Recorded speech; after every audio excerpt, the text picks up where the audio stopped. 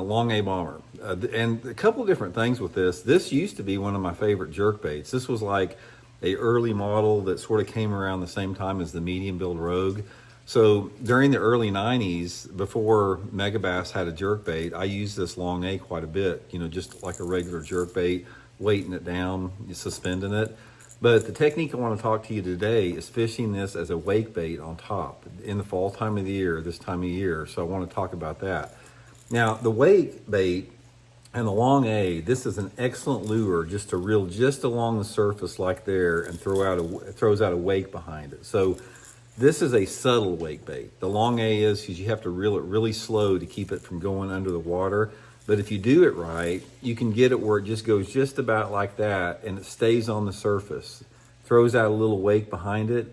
And guys, you've got to have the right conditions for this to work, but if you have the right conditions, you can catch some big ones on this. So the first thing you need to do is, the color doesn't matter. Just get any color long A. I'll put the long A link in the description in my Tackle Warehouse link in the description of this video if you guys would like to pick up a couple. Just get a couple of it and just scrape the sides off. See, all I did with this one, I think this had chrome on it, scraped it down to the bone, left a little bit of black on there. You want the bone sides. This is the really key thing with that. And then you want to put it like on 14-pound test monofilament line, and you need some type of a long, medium action bait caster.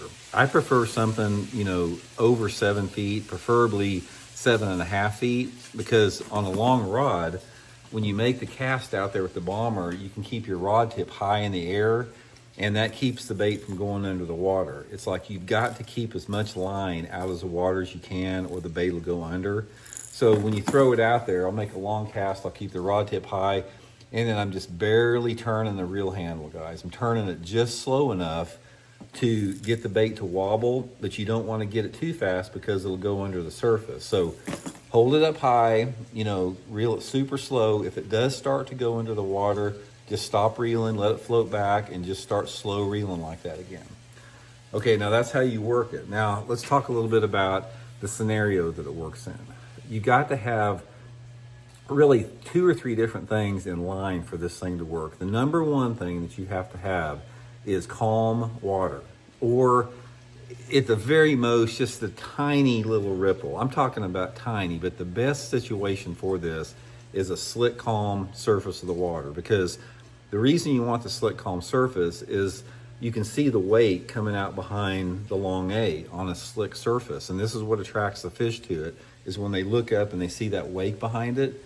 That is the trigger mechanism. So if you have a chop on the water, you can't see that wake and it's not as